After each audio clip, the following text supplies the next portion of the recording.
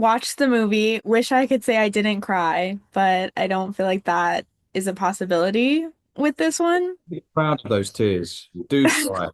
Bring it out. I think it's great. It's an emotional film. There's a lot going on. There's two people that want to be together and they can't be. Literally the recipe for all my tears mostly. But I wanted to start and just ask each of you kind of where you got brought on in this process and what was really the selling point that you were like, I have to be a part of this.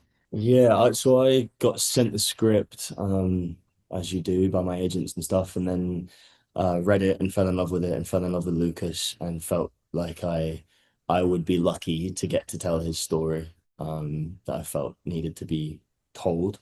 And then I met Carmen, and really that was the moment where I knew I had to do it, if he believed in me to do it, because he's such a visionary and it's his debut feature, but it felt like his vision was so clear. He knew exactly what he wanted to put on the page and then what he wanted to put on the screen from the page. And it was so personal to him. He had so much passion for it that I could not get on board the Carmen train and help him make it in any way I could. So yeah, I just felt the personal nature of it and wanted to be involved. Yeah, I wanted to jump on the Carmen train as well as soon as I met him. And I think everybody involved in the film was on that train.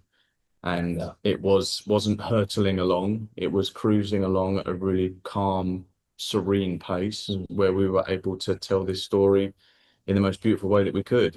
We had limited time and limited budget, but everybody on set, cast and crew, wanted to tell this story to the best capability of their skill set. And you felt that. So it was a joy to do. And I want to talk about their first meeting, Lucas and Andrew. I can't say like meet cute, even though they are cute, but it just feels wrong in this context. But their first interaction and going to you, Tom, just kind of what you felt like Lucas felt in that moment. What made this interaction different than the many that he had had on the job that he saw in Andrew? Yeah, I think I've had a few people ask me that, like, why Andrew in that moment when he's done this for months or years. And when we were filming it and talking to Carmen, it feels as close to like lovers first at first sight as I've seen in any film, or in real life. I think there's a chemistry there. They see each other, and there's like just like hormones popping off that are undeniable. And with other people, Lucas has been able to deny attraction, even if he's felt some attraction, or some curiosity. He's been able to deny it and push it down for his own survival. But when he meets Andrew, he feels seen in a way that he can't deny. And I think it's all in that look, that first look they share, and I think it instantly rings alarm bells for Lucas because he knows what it means. But he tries to deny it because he follows them into the bathroom to do what he always does, which is to entrap them, and arrest them, and then can't follow through with it, because those alarm bells are telling him this is something different. And even if he doesn't quite know how different, he knows it's different. So yeah, I think it speaks to the power of like human connection, that sometimes it just a look can like make your spine like tighten up, and your chest get butterflies, and like how powerful that can be. It's all chemicals, isn't it? And I think you recognize in Andrew a kindness, Mm.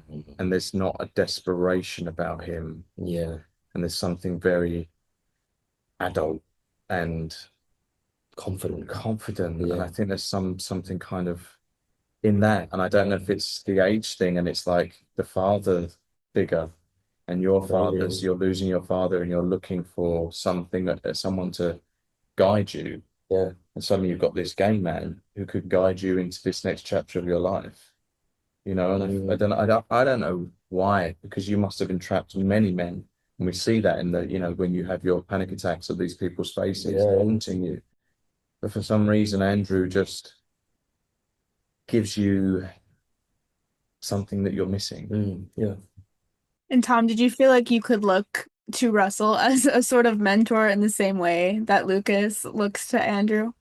Yeah, I mean, mentorship became like a big part of the conversation for us, and Russell brought it up really early on in the process, which was, um, in a lot of sexual experiences, but especially queer experiences, there is often someone who is more experienced and someone who is less experienced. And when there's kindness and empathy and compassion in sexual experiences, often you're learning from someone else.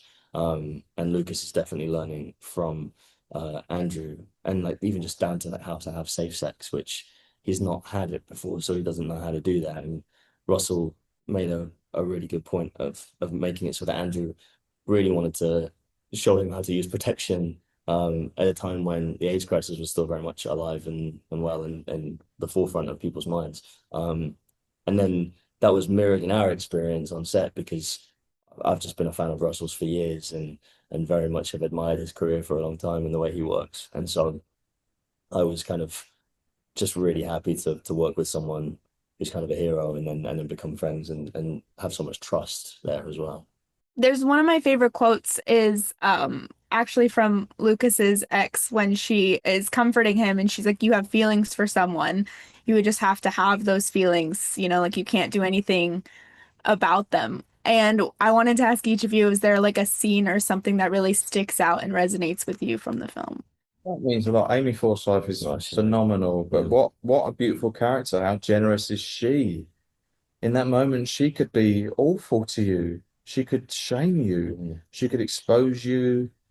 But she doesn't. She chooses to give you love. And she loves you enough to let you free and support you and go come to New York. And then suddenly you go, oh, they're going to go to gay bars in Village, Midtown. yeah, You know what I mean? yeah. In Hell's Kitchen, you Hell's two are going Kitchen, to be yeah, hanging out yeah. drinking cocktails. Oh, right. And it's that moment is enough to make you go, he's going to be all right. Because this person that he loves, probably one of the most, like, more than anyone else in the world, he's gonna look Still after you. He's accepting. gonna put a wing around you and go, come on. Yeah. And that's such a beautiful gift. So I think what Amy does, I think, is phenomenal in that scene, in all the scenes. And I think that stands out to me, that moment. And Mm. I think the scene with your mum, I think the scene in the kitchen where there's a bit where you go, oh, actually, we're not together anymore when you're talking about your ex. And you sort of see the auntie just look, and your mum turns round, Mm. and that look of love and care and Sympathy. sympathy, but also just like fear for you, or just not. It's so Yeah. beautifully played. Yeah. And you just sort of say it while you're chopping carrots, and you just see them look at each other, and it's so moving to me because that's families. Mm. And they don't reach out and hug you and go, "Oh, what's wrong? What's happened?" They just sort of look at each other and go, "Well, that's not good, but Yeah. I've got a feeling I shouldn't be going more into this." Yeah. Yeah. It's beautiful. Yeah. Can't really say any better than that. That's yeah. I suppose if I had to pick one moment that stuck out, in terms of that kind of empathy and acceptance that Amy plays as well. Um, yeah, I think the last moment in the film when it all comes out, and comes to blows, you just you're on the edge of your seat. It's like the moment, the pinnacle of the thriller, where you just like, how's it going to end? And then the complex feeling of hope that we get from my mom, played by Maria Dizzia. You feel like it's going to be really complicated, but things are ultimately going to be okay. Um, and that's because you can tell his mom loves him no matter what. I'm gonna be thinking about the face that she makes right at the end forever because I had to pause and really like you're trying to decipher what she's going through, but yeah, ultimately it's gonna be okay no matter what. But like the way she portrays emotion in that scene is amazing. Unbelievable. Yeah. She plays about 40 things at once Yeah. with one look. She's a very clever, brilliant actress. Mm. It's an amazing, amazing project, and congratulations for one Thank just you. on everything. And it's so emotional. I was just telling Tom and Russell that I was a crying mess watching it. Really?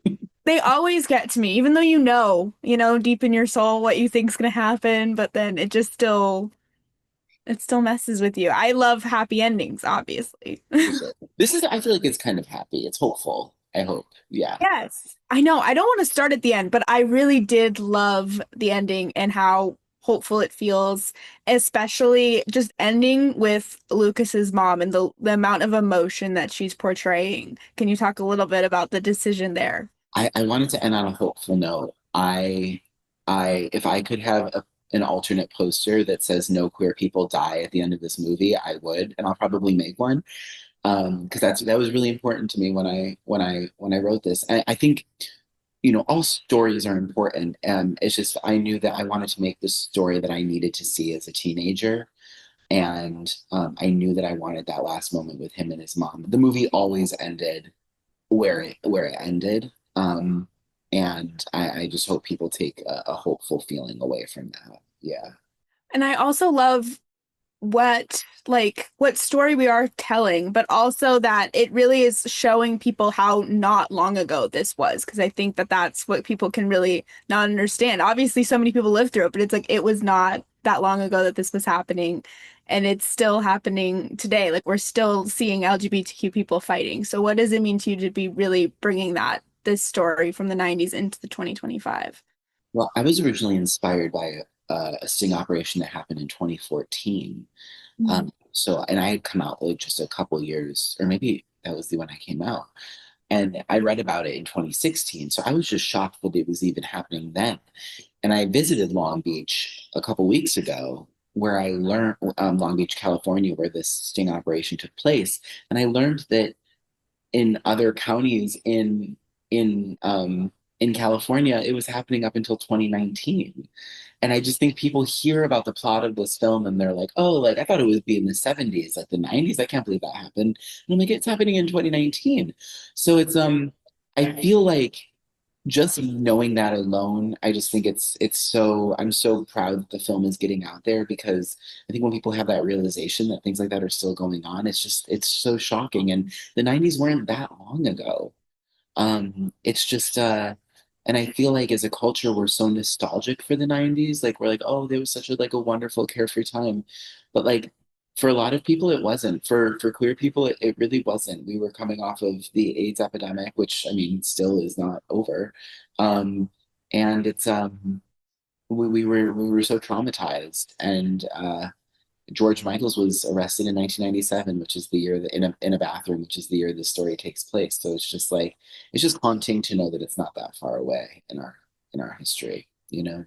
So when did you start writing this story? I got the idea in 2016, but I didn't really start writing until 2019, because I had to learn how to write. So a lot, and I moved to New York City and I was studying a lot of plays, but I don't know if are you in New York or LA, or where are you based? LA. You're in LA. Yeah, I lived in LA for a bit because I went to film school there, but I moved to New York because I really wanted to. I always wanted to live in New York, and I felt like the story would come would come to me faster here. And it kind of did, but I also realized I needed like a full-time job while I lived in New York. So I was lucky to have, a job where I was working still in media, but it took up a lot of my time. So I could only write in the mornings and at night. And that was really hard, but I did it in earnest starting in like 2019. Like outlining was, I started in November 2019, and then I got to pages, like script pages on March like 17th, 2020, like a week after the world like shut down. And I wrote my first draft. I finished my first draft on April 30th, 2020, which was my birthday. And and so it didn't take me that long to write. And I was using a lot of lived experiences, but I got the kernel in 2016. And what did you really want to bring to Lucas and Andrew's dynamic? Like, what were you really wanting to tackle? Because you only get to say so much in this one, relationship from this time. So what did you want to make sure you included? I really wanted my experience to be reflected on screen, especially my experience with an older queer man who was helping like who helped me navigate my sexuality when I had first come out. I feel like oftentimes, people, it's easy to say like, oh, like dating in, the gay world is so hard and XYZ. And that's true. And there is a lot of loneliness. I'm lonely right now, it's just like that's the reality. But I really wanted to show an experience of someone really shepherding someone into this world, and helping them like get on their feet. That was really important to me. Andrew's choice to like use condoms, for example. Andrew's choice to do his best not to break his heart, but it's just inevitable because they both can't fully be themselves. But it was really important for me to show that relationship. Yeah, and you brought up the intimacy scenes, and I do feel like they play such an important role. Like obviously, anytime I feel like queer intimacy scenes are shown, they always have a purpose, but this one especially just felt like very grounding and very imperative to be part of the story. So, how did you make sure that you went about that correctly? I love this time that we're in where it's like people are, I feel like it's a, in film, they're like, we don't need any more sex scenes or like, try not to show it. Like people, and I feel like it is like, I get it. Like I totally understand where people are coming from. But what I really wanted to do was show the clumsiness and the awkwardness of someone's first time. Because I didn't get to see that. All I saw was like the hyper romanticized, like glossy version of sex scenes, even if it was in like, the wilderness or something. It was still glamorized, and I just really wanted to show like how raw and messy it can be, and in that way kind of like funny and but also exhilarating. Yeah. Absolutely. I mean, then they have so many almost, tries. Like you get to really watch how it comes to be. There's no like skipping. Like we really see it all play out. Yeah, that was important to me too, the kind of the teasing of it, I suppose. And I was gonna say, just to wrap us up, one of my favorite moments is when Lucas is talking to his ex, actually, and she kind of just talks about how, you have these feelings and you have to feel them. And I felt like that was such a pivotal part of the movie because no one had really said that to him or he didn't know that he was allowed to. So, what does that scene mean to you? His scenes with his ex-girlfriend are very, very special to me, and they're very personal.